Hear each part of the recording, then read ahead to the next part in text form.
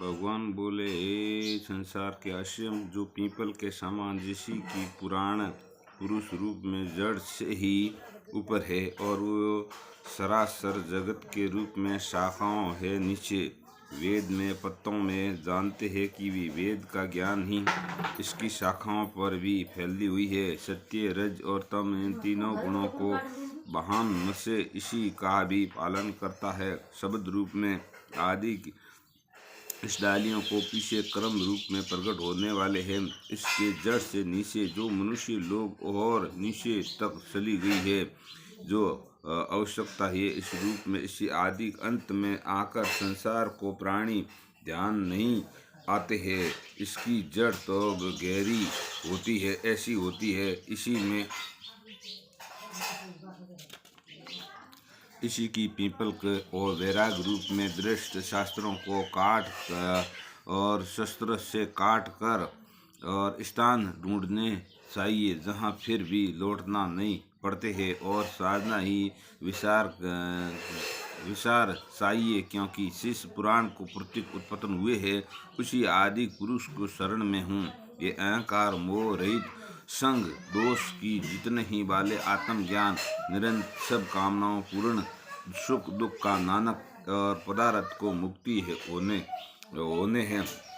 जो ज्ञानी पुरुष इस सब पद को पाते हैं, जिस सूर्य चंद्रमा अग्नि तथा नहीं करते हैं, वो मेरा परम धाम है, जाकर लौटना नहीं होता है।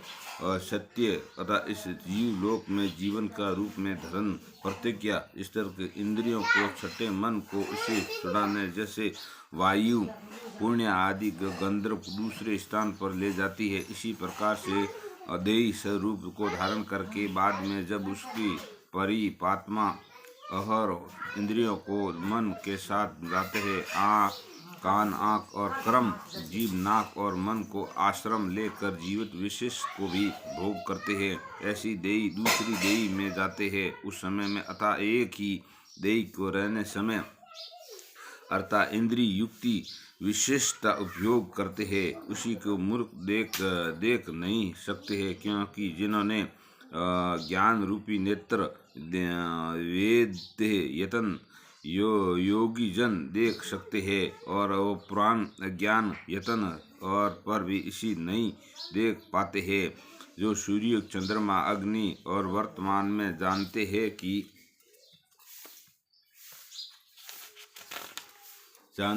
इसी प्रकार करते से मेरा ही तेज माना जो पृथ्वी में प्रवेश कर उपभोग और संसद भूतों को धारण करता हूँ और इसी में भरा हुआ ही चंद्रमा बन जाते हैं और औषधि में और औषधि और पोषण करते हैं कि ये जटा रागनी होकर प्राणी देही को प्रविष्ट कर देते हैं और प्रमाणित वायु अपवायु युक्ति होकर चारों प्रकार से भ्रमण और भोगते हैं। विषम और लोहे से भोजन के लिए प्राण अन्न और कपस्तातु में संपूर्ण भूतों का हृदय में कमल का निवास करता हूँ कि मुझे प्रकृति का ज्ञान उनका है नाश होता है। वो वेदों में जानते हैं योग्य है कि वेद का एक ही वेदों को ज्ञान हूँ। संसार में अक्षर और दो पुरुष जितनी नाशवान प्राणी है और कहलाती है और उसी को कुटुक अर्थात शैल शिखर भांति स्थिरता में चेतनता अक्षर कहते हैं, किंतु उससे पूर्व परमात्मा को विकास रहित सर्व नियम के मुक्ति के नियम रूप को लीन लोक में प्रवेश का धारण करते हैं और इस दोनों में अलग है। अक्षर में और दृष्टि हूँ, इसी के कारण लोक और वेद में पुरुष आत्मा को दिखाता हूँ। भारत में जो ज्ञानी जन इसी प्रकार से मुझे पुरुष जानते हैं, सब को जानता हूँ और देवताओं ने और शरण में करता हूँ। भारत के शास्त्रों के अनुसार भेद को भी मैंने ही कहा है। जान जो बुद्धिमान पुरुष कुर्ती होते हैं।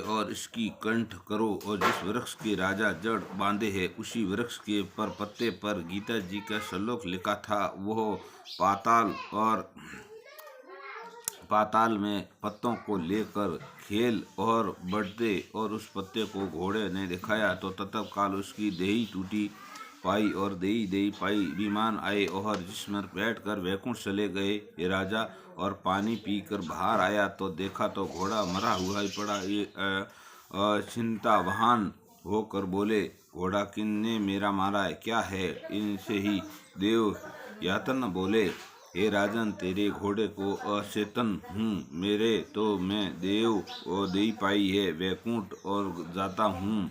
हे राजन, विपरीत होकर दंडवत कर पीछे और सेना को लोगों को आए हुए मिले और अन्य घोड़ों को सवार अपने घर जाओ और अपने पुत्र को राज देकर अपना वन बना देंगे। और तप करते समय गीता जी के 15वें अध्याय में पाठ किया है और जिसकी प्रसाद और परम गति को अधिकार हुए हैं। श्री नारायण जी बोले, हे लक्ष्मी जी, ये अध्याय का महत्व तुमको सुनाया है। जय बोलो श्री कृष्ण भगवान की जय हो।